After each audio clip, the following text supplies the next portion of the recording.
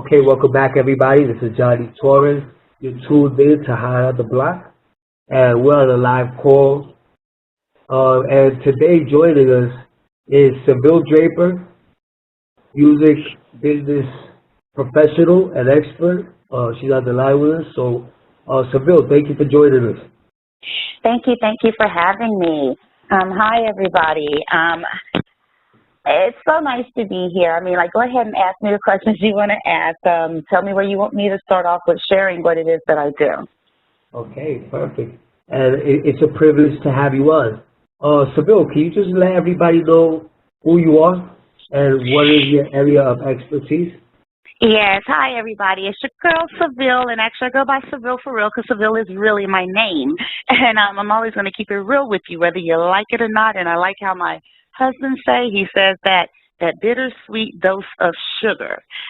So at the end of the day, yes, I do handle a lot of public relations, marketing, promotional campaigns for independent professionals, not even just that, but even labels, whether they were major labels or even independent labels. I've worked with professionals from all levels, whether, again, they were independent professionals to mainstream professionals, Hollywood entertainers. In a nutshell, a lot of people come to me just for my know-how, my business mindset, and they like to consult with me on various aspects of various moves that either they're wishing to take or moves that they have already taken and maybe they wanted to rethink it. That's in a nutshell. Right. Very cool. A lot of experience and a lot of expertise and a lot of brand architecture and roles under your titles. So, how exactly did you get involved in the music business? Well, I'm going to try to make a long story short. When I actually started out in the industry, I was like a child prodigy, and that was of other professionals around me that were, known as independent artists at the time, vocalists. I'm from Austin, Texas, first and foremost, and Austin is known as the livest music capital of the world. And yes, it's factual. We are pretty much the only place that have more live music venues than anybody else in the world. So, my love for music, it's just pretty much been all my life. And it's not just music, it's just entertainment. By the age of 16, I actually was founded, or let's say an A&R actually discovered me at a talent show at my school and liked me so much. Me and we had a little girl crew. We didn't really have a name for the crew, but we just all did our little thing. And he actually liked what we did and asked us if we would open up for Coolio at the time. And at the time, we had Bergstrom. It was actually the Air Force, but they actually now changed it to the International Airport. But at that time, yes, they wanted us to perform. And unfortunately, yes, I had a life of being a foster child, so a lot of legalities is why none of that actually came into fruition. But after that, it never stopped my love for music. Other area icons, or as we want to say for that area, our pioneers or legends in our area, actually, kind of took some of us underneath their wings and had us performing in various venues, had our vocals on even of their music. So, that kind of got me a little bit more shine on stage at a young age. From there, I just did a lot of help out for major festivals, events like South by Southwest that everybody is familiar with. So I actually became like the A-Connect of artists that was coming in because they were performing for South by Southwest. They would call me to make sure they were at every point they needed to be. So I pretty much made sure these artists, if they had a radio interview at any of the radio stations, I made sure they were there. If I needed to set anything up for those artists that actually retained me and hired me to make sure the market was set up before they got there, that's what they would do. And like I said, I never put out any advertisements to say, oh, this is what I do, yada, yada. I just became known for what I do. And a lot of people, again, by demand, kept calling me until it got to the point I was getting called out of state, then out the country. And then it's like, okay, where is this going? But now I'm going to bump you back a little bit. In the midst of doing all of this, there was a particular company that was called Trap with just one A. And I remember these two ladies, they wanted to do an interview with a few artists that Youngbleed actually, kind of spun off and put together. And he had a group called the Corleone Family. Now, they did pretty good. Kind of still fell off for whatever reasons, but there was a couple of artists, at least one particular old man, God rest his soul. Old man is not with us anymore. He lost his battle to cancer. But at this particular time, where am I getting at? Okay, these young ladies wanted to do this interview with Old Man and Money Waters of Dallas, Texas. Now, these guys, you know, regional artists doing very good and definitely renowned in their areas.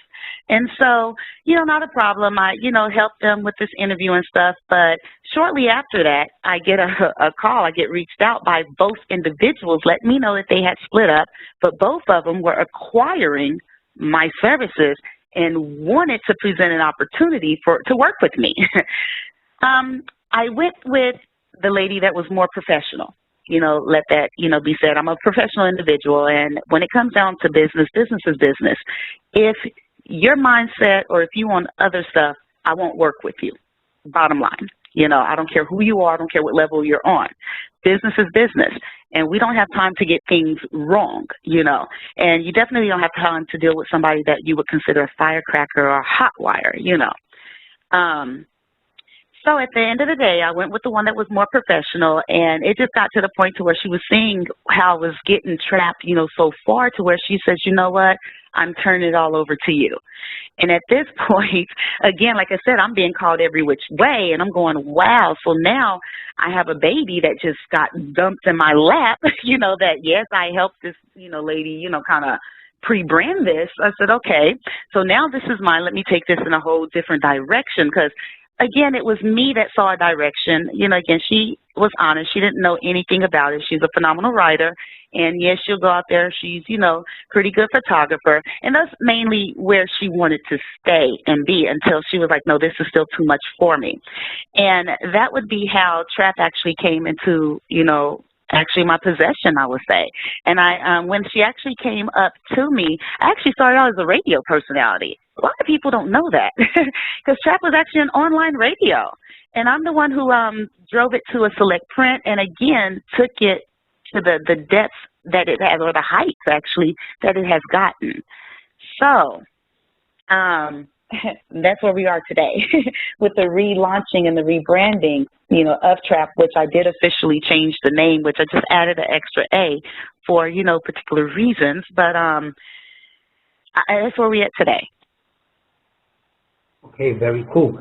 So you got started in the music business, and then you segued into communications and media. And so you're about to relaunch.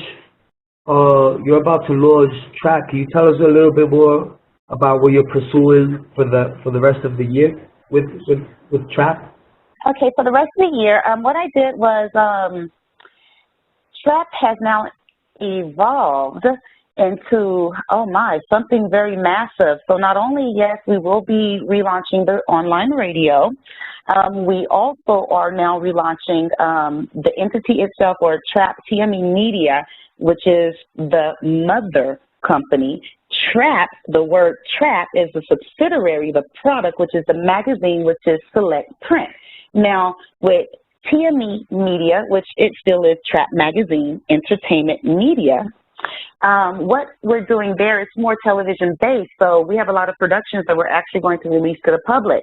And so what we're going to be doing for the rest of the year, we're actually are going into full-blown production. We are now filming. We're filming our first 2 productions that are coming from Trap that you guys are going to be seeing like recently, really recent, a week or so, not much longer. But so for the rest of the year, we're focusing on our productions. And just to give you another insight, this is very intricate and very different. A lot of us as independent professionals are hired on other projects. So let's give an example of a major brand such as, or a major company such as, let's say, let's say Budweiser. Let's say Budweiser, because I remember one time Budweiser actually wanted our film production because we filmed the set and they actually didn't have a videographer and we were there filming, and they actually approached me for that footage. They wanted that footage, to purchase that footage. So now let's say at the beginning of their planning, they know they're going to go out and do some type of promotional event somewhere, let's say South by Southwest. And let's say that beforehand they call me and say, you know what, we're calling your film department. We want to know, how much you guys would charge to film this event, editing XYZ. So at this point, calling me, then of course if I need to come up with my film crew, well then I'm going to have my film crew. But a lot of times I might get called without needing the film crew because they just need my expertise in marketing, promotions or advertising, drawing up these strategies. So now at this point, if I go ahead and accept the job, now I'm on this project, but I'm on this project with other independent professionals who themselves were contracted for whatever reasons they were contracted for. Now, all of us got paid, right? Yes, we got paid to do the job. However, that ends there. We don't get the royalties. We don't get anything else, and that's just that. We, pretty much have our stance and our skills in what we did as part of that production, but that whole production as a whole wasn't ours. Well, with Trap, we flipped the script. All of the productions that come for Traps is our production as the independent professionals. So we apply our skills and talents in our own production. And with this being said, just like I go get funding for other people, well, I only get the funding for our productions. So now instead of doing this for these major conglomerates and other folks, I'm not saying that we still won't take other projects, because we will, if it fits and fall in line with our mission, okay? But at the end of the day, major independent professionals can even submit projects to us that we might be inclined to pick up because, see, we self-invest. A lot of people don't understand what that means. A lot of people don't do that. You need to invest in self. And the independent professionals that I work with, well, we self-invest. We invest in ourselves, and we work together. We get a project done. We complete it. We push it. We market it. In-house, everything here. We didn't need to wait for major sponsorships or major investment dollars. We didn't need to wait for that. Now, I love showing people. I hate talking. I love showing. And that's why I'm a very quiet individual when I'm online. I'm not online to be like everybody else. It's just different. I study the market. I study what people do, what people gravitate to, what people want, and what they need. And that's what I hear and I focus on. So we like to provide what people want and need, not just the general community, but our independent professionals ourselves, because we actually make up, I believe, the larger part. You understand? So that's what it's all about, and that's what you guys are going to see. We actually, when I actually released for the website, I know you asked for the links. I didn't give them to you yet because my web developer actually just got in, and he actually called me today and said he's, doing his part. So, however, and by the way, he just left Nike. So, the people that we have on board are the people whom, again, they work for top firms, did a lot of things for these firms. They made their money, but now it's like it's something more. We're doing this for ourselves. And that's that. Okay.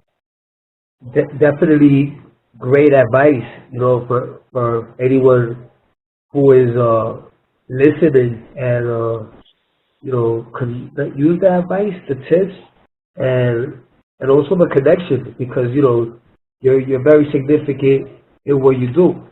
So now, Yeah. Seville, let me ask you, the music industry was affected highly by the invention of the MP3. So now, when you look back at it, when you look back at communications or media, do you feel that the communications and media field has moved in the direction that it needs to go? No. I feel like, oh my God, it's straying further and further in where it should be. And maybe I'm gonna answer this, and I'm hoping I understood how you meant that question to be asked or how for me to receive it. But communication and where it needs to be, and I mean, if we want to talk about even within music, within media itself. I feel like there's a lot of half-truths that are actually glorified. I feel like a lot of times people are quick to run with something that they just hear without really going deep to understand what it really was that happened or what it is that it really is. So when we want to talk about the direction of communication, especially if we want to talk about it within media, I think that it is more gossip-based, it is more rumor-based than it is on actual facts. I believe that a lot of our actual facts are just lost and hidden, and maybe sometimes purposely hidden, and it's not right.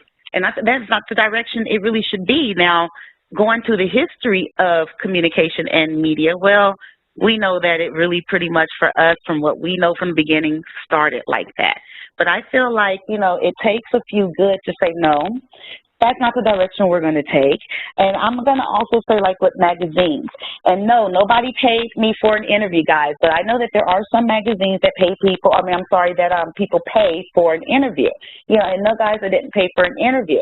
And to me, I think that's the wrong thing to do. But, to each his own, and each model is each person's module, So, but why do I feel that that's wrong? Well, to me, if I'm paying for an interview, I can tell you anything. You're not really digging up, and you're not really researching what's going on. There's a lot of people that dig themselves up, and they really have no factual basis behind it. How many people say, oh, they got the #1 hit? Whoever is doing your marketing, y'all need to stop saying that. You didn't have a hit yet. Okay? This is the hottest on the streets. Well, let me see. What polls did you run? Let me see. Who said that you was the hottest? Let me hear this, because I want to hear from the people. I don't want to hear from you. So if your people, if your fan base says, yes, this is who you need to look at. Oh, yes, if I'm seeing noise, I'm going to have to shout out Tony Dice. He didn't know me from Adam Squats. And yet, I watch and I see who's doing what. And when I saw this man's work and I seen his grind, I said, oh, I had to reach out to him. And I had to say, you know what? I wanted to tell you, keep doing what you're doing. This is right on point. I wish a lot of independent professionals, really follow this work ethic that you have. And, he hit back. He was like, oh, my God, thank you. And this was years ago. And to this day, we still communicate. I still follow him. And he is one that I am proud to say, yes, we will be featuring him, because that's what it's about. And to me, not only, people say, oh, DJ is supposed to make people, they can make you or break you or whatever, make you, discover you. Well, I feel like that, too, with us in media. Our job is that, too. It's not just, A&R's, okay, I'm going to have some people pissed off at me. But, woo, a lot of people are not doing their jobs, bottom line. A lot of people are not doing their jobs. And it's a lot of propaganda within this music industry. But I think if people really get it back or take it back to really their love and that wholesome of, hey, this is right. I don't have to step on your toes. I don't have to lie to you. I don't have to mix up any type of communication just to get what you shouldn't have to do that, because we all can see, but it's just very cutthroat. And I hate to say it with communication, well, it's a #1 aid in aiding confusion. So I hope I answered you the way that what you were looking for. It's an interesting way, that you put it, and I agree, because there's definitely stuff that is newsworthy. There's stuff that is propaganda. So, people need to deconstruct a lot of it and see what's fact and actual, to opposed to what's just propaganda. So, in what direction would you want to see media go? Like I said, I would like, more reality and truth, all of this. Everybody, yes, we like the glam. We like to see all that. That all looks nice. That's fine and dandy, but it's also misleading, because a lot of glam that you see, you don't realize that they don't even own it for real. For those that don't know this term, product placement, So, again, you just got a lot of fakeness. I would like it to be more real, to be honest. In this day and age, you need more real. A lot of people are sold an illusion. And when you're so the illusion, you become delusional behind that illusion. And we got a lot of people that are delusional behind an illusion. And they really need to get it right, which now with me saying this is why we are kicking off Talent for Survival. And again, as I was explaining with you prior to this, was just the fact that there was, one year, I think, 2008, I was heavily, you can see me heavily in rotation on TV in Louisiana. And I had a huge campaign out there before I had to leave the country to do that campaign for the government. And, oh my God, for everybody's like, oh my God, I've seen you before, or, oh, you must be rich, and da, da, da. And I'm thinking, oh my God, poor child. That's a job. And each job has its dollar that it came with, but that dollar didn't necessarily take care of all the bills. And I have to run around with my head cut off like a chicken, to keep getting these jobs just to make it, mount up, especially if I didn't get any royalties behind it. And then now let's talk about royalties, my dear. Just because you hear that song, my vocals may be on this, but check this. That song is not getting a lot of spins, so guess what? I'm not really getting paid. People cannot digest the truth. They just want to hear, oh, gosh, the song made it, and oh, my gosh, listen, you're just rich. No, it's a lot of work. It's a lot of work. And sometimes it may take 10 years for that song to pop and really make you some income.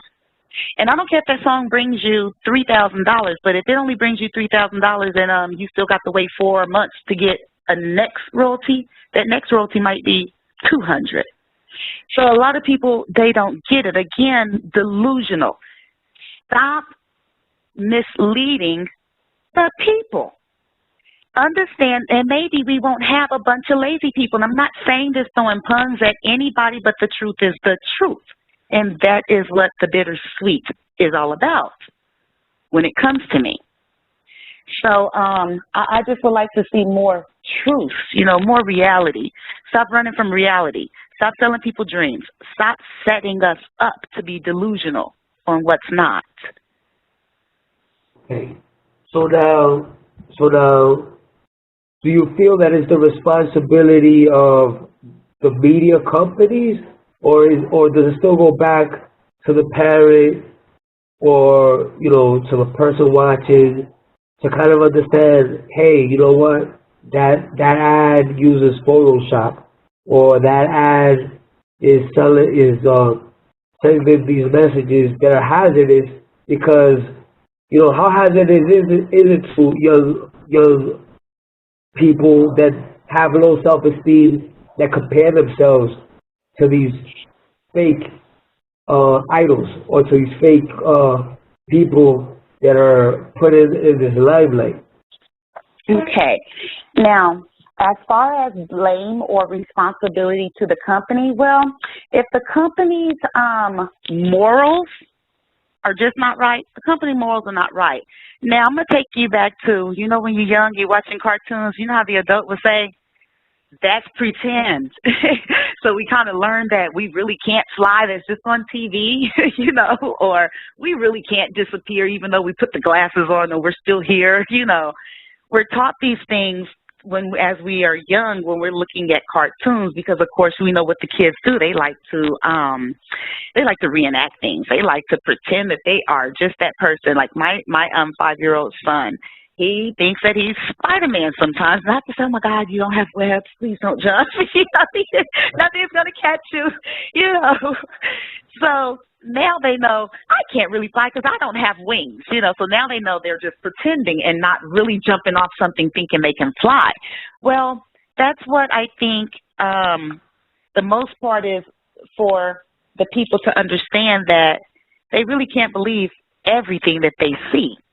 And they can't really believe everything that they hear. I know the saying is none of what you hear and half of what you see. Sometimes it's vice versa. None of what you see and half of what you hear, There's always truth within confusion. So now let's take on responsibility.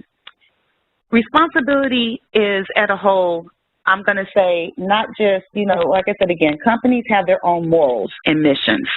And if you are a person, I mean, I know that people like you and I will research a company, their mission, you know, oh, okay, this is where they're going, but not the average person. The average person sees something, they take it for what it is, like, ugh. However, if companies were a little bit more honest, or even, I know employees, it's hard for y'all to be so honest when your company wants you to be dishonest and then you go get fired. It's that catch-22. So as a whole, people like me who are not afraid to keep it real and who does have an entity that keeps it real, you know, an entity that says, I'm not going to sell you a dream, I'm going to tell you what it is. It is hard work. And yes, you're going to have a lot of no's, but you keep going because you will get a yes. But you need to believe in you, and you need to have more belief in your skill set. You need to know that, not anybody else. You. Because guess what? When they see that you know this, they're going to follow. They're going to see, oh, snaps. It's going to work. Stay focused. Stay focused. Trust and believe in yourself. You can't get upset for everybody that don't see what it is that you're trying to do, but you better know what you're trying to do. And if you know what you're trying to do, you're going to do it, and they will come, either assist you, join you, they will fall in. Did I answer everything? Yeah, absolutely. Based on your answer, I start thinking about journalism and now how people can instantaneously pretty much publish news and happenings. And for some reason, I thought about cigarette companies and how they have like warning signs that it could be hazardous to people's health, and maybe media should I mean media does have it in television, in and movies, but I haven't seen that for publications that are more geared towards literacy. All right, it's been very insightful. So, Seville, Yes. so what is your biggest challenge? My biggest challenge is actually juggling family. There's demands, family-wise, and then of course there's these high demands in the industry. And again, when you're called out and you're, out on the scene, whether it is that you're called to cameo just to be visible, whether you're covering something, that's a lot of time that you're not at home, And when you have children, well, that does get hard, You really compromise that quality time with your children versus, this. And like I said, this is my third run. And with this third one, the first two runs, again, they were beautiful in their angles, and then it had its destruction in its other angle. And the destruction I mainly talk about is home, So my biggest challenge, again, will definitely be just juggling home and work, because the demands of work is greater than the demands of home. But sometimes if there's a major sickness, well, home will have just as high of a demand as work. And those all, hit us. A lot of people don't know that I'm still recovering from a couple of accidents. My first accident was simply down a freaking flight of stairs, and that really took me out for a minute, So where people are like, well, where'd you go? I'm like, I didn't go nowhere. I'm just trying to recuperate with health right now, Still study the market, still did, light PR press releases for certain artists, But other than that, it was a challenge just going back and forth with the doctors and still even trying to do that. I really had to slow up a little bit. And then got into a car accident. I was in a cab, me and my husband, we were in a cab, and oh my God, we got rear-ended in a cab, So it was like, oh my God, re-injured, certain injuries, and it's been crazy. I do have a slight improvement in, with my health. Great. I'm happy, and I've been, back out there. But it still is a challenge, It's a challenge.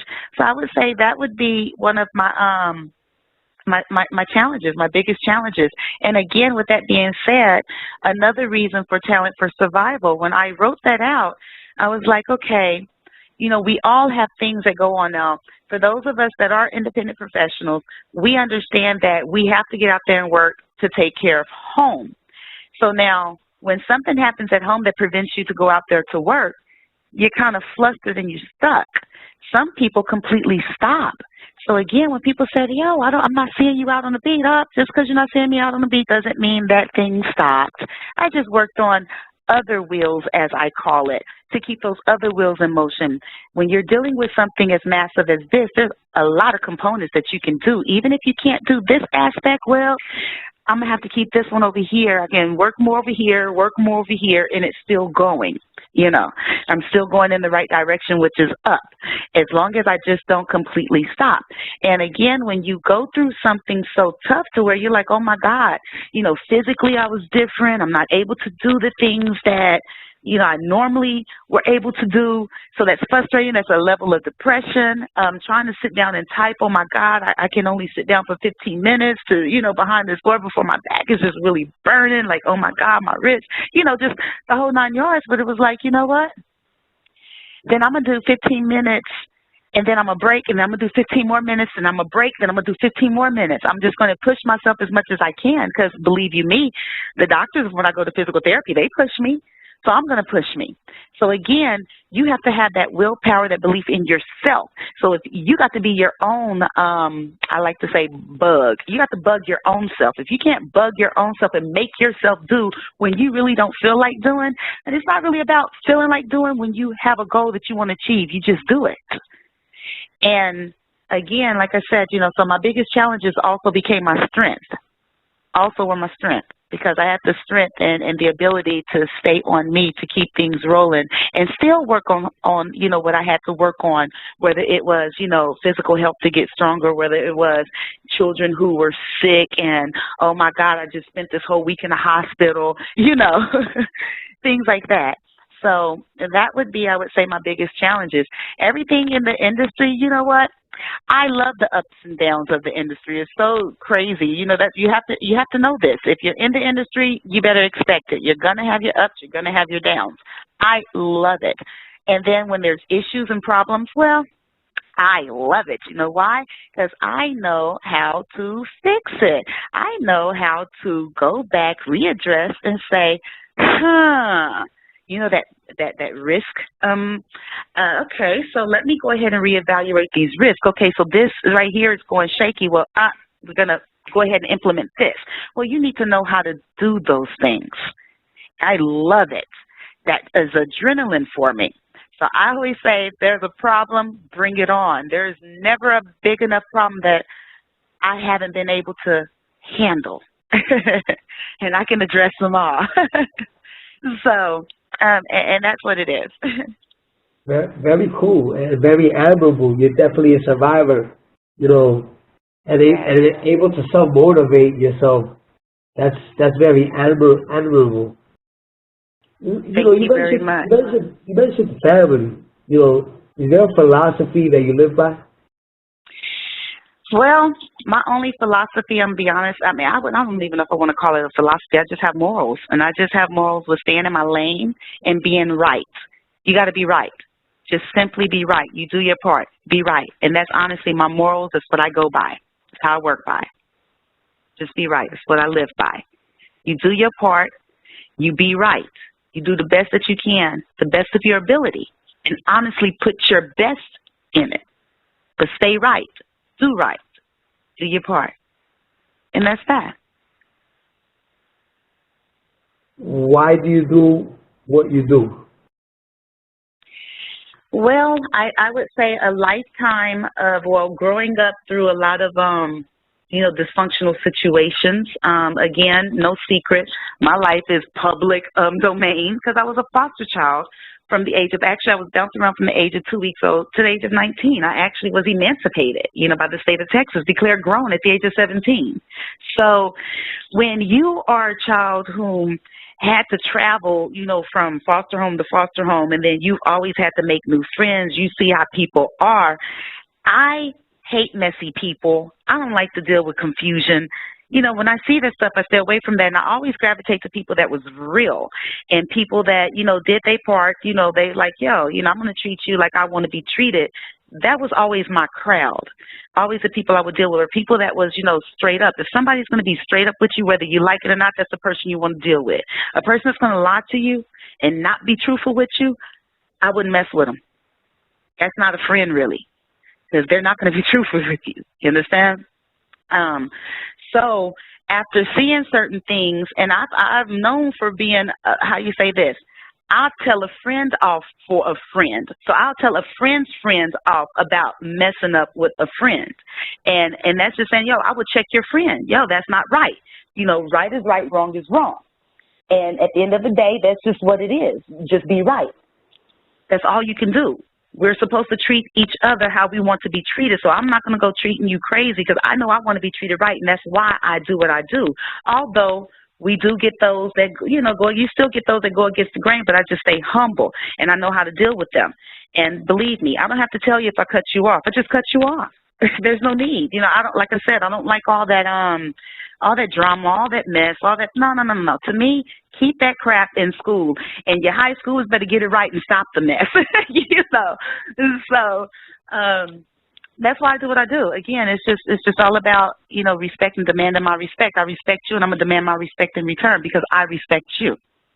Bottom line, we're not gonna get it wrong. We're not gonna get it twisted. We right here at the table. We eye level. This is just what it is, you know. So I mean, like I said, that's why I do what I do, why I operate the way that I operate.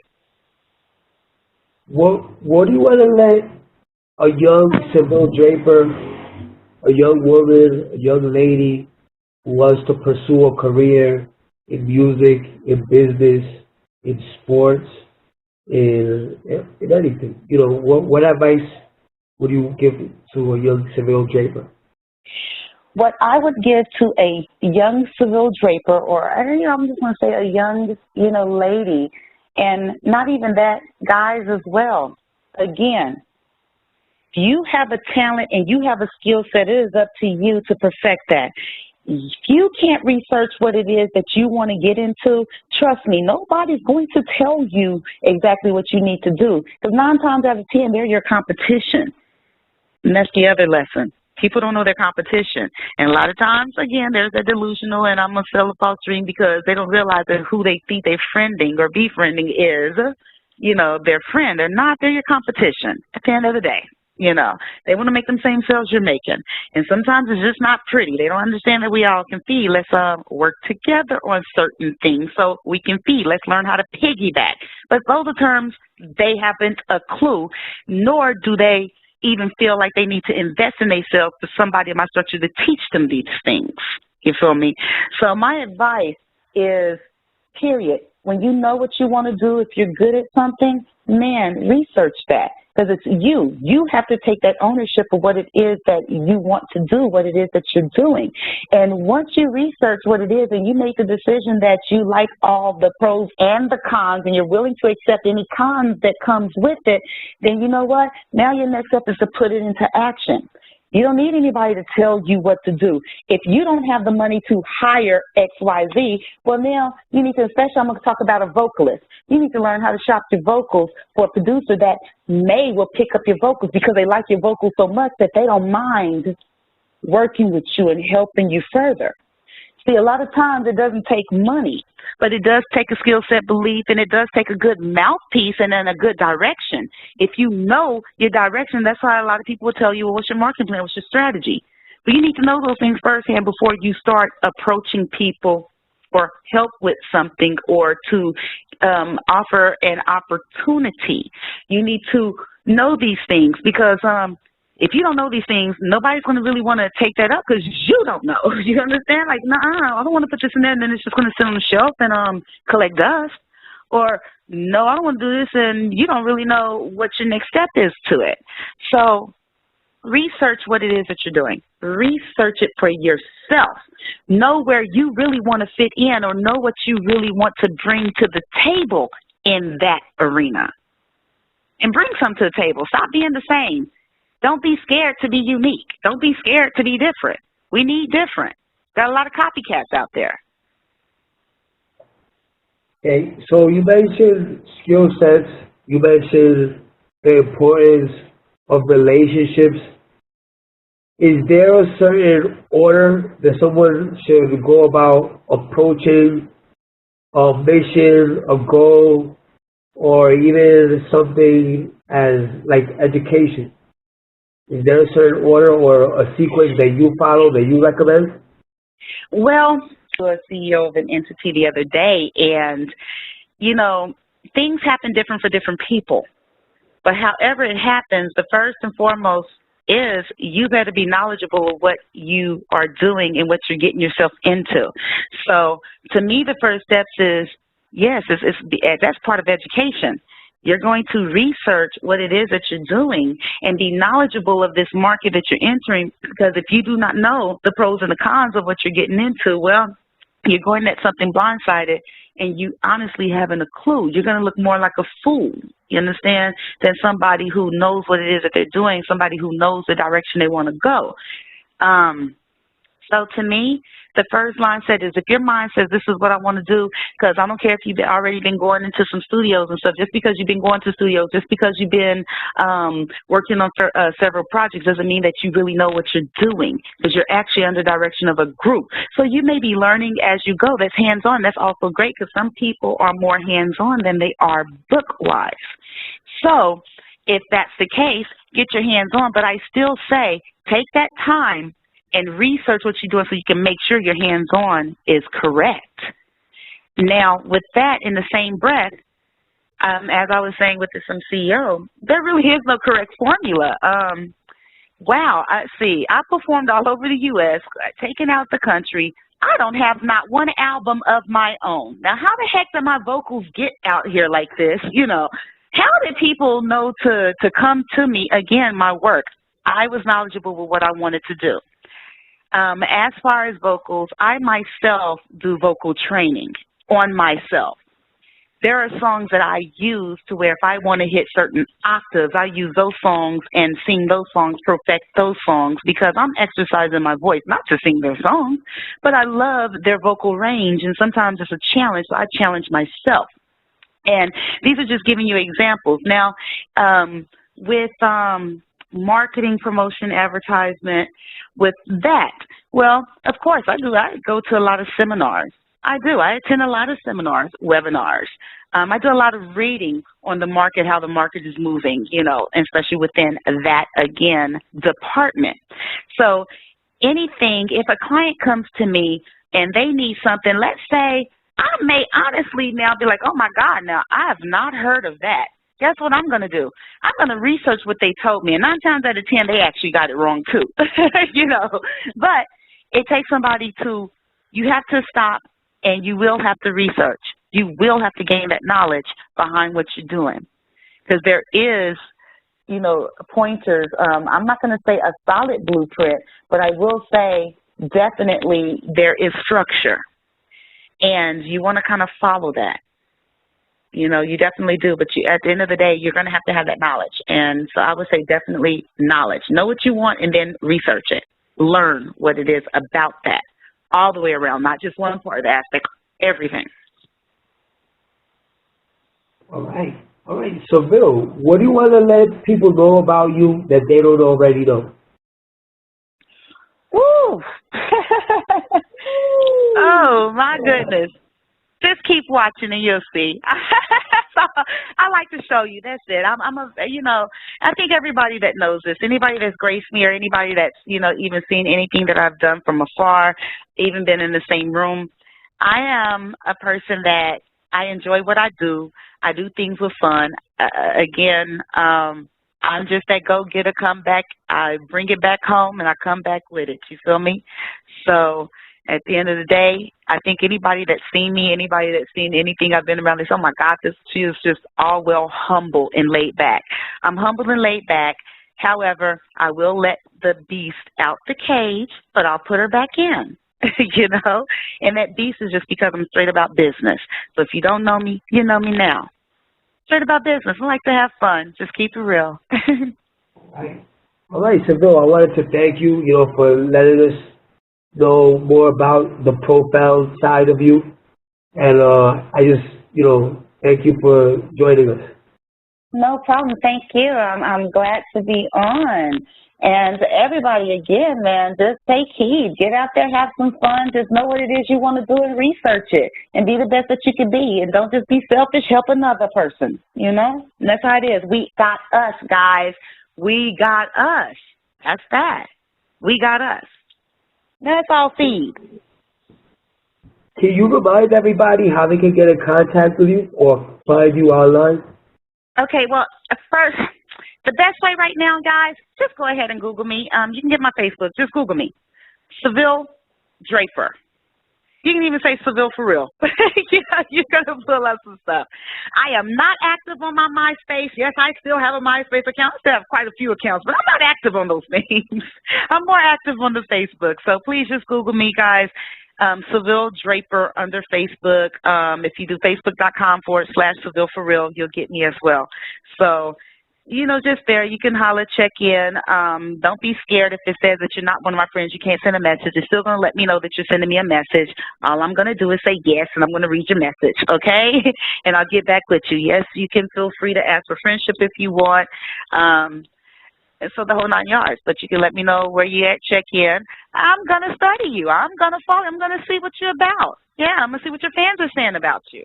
And guess what? Don't be surprised when you get a contact from the team and say, yo, we want to invite you to come, you know, do this. So just like I said, just look me up, Seville Drapper, Seville for real, and you got me. Right. Seville for real, thank you for joining us on Hot on the Block. All right, thank you for having me. Reading is fun and mental. Now, we're saying that, yes, reading, that's a must. I know we left off on what you should do when I say you need to research what it is that you're doing and what it is that you want to do. But, you know, reading is very important. And we do have a lot of what my English professor used to call, or still calls, the walking illiterate. Because America spends so much time dumbing us down to where, yes, we are really pretty much considered the walking illiterate. This is all of us, not some of us, all of us. So with that being said, please, guys, read as much as you can. Several books. I'm not going to go into deep end of the books, but one of the books that I definitely like, I would say the legal aspects of the entertainment industry. So what, you're not trying to be a lawyer. You don't have to be. But what you do need to know is the legal aspects of the entertainment industry. Promoters, y'all out there throwing these events. Promoters, do you understand that you are liable and suable under the tort law? Say no more. Find out what that is. Find out how you protect yourself.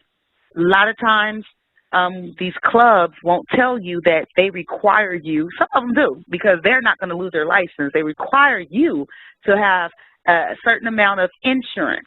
A lot of times, bros, you need to ask the clubs, instead of letting them tell you or not tell you, you need to ask them, do you need additional insurance? Will their insurance cover you in this event? If anything shall arise, that can be thrown against you under the tort law. Very major. You need to know what actual infringements of rights are. So I would say the best thing, my favorite book is The Legal Aspects of the Entertainment Industry. You will learn that art is made and art is made to be stolen. And with that being said, that's very powerful, so protect yourself. And that's what I have to say.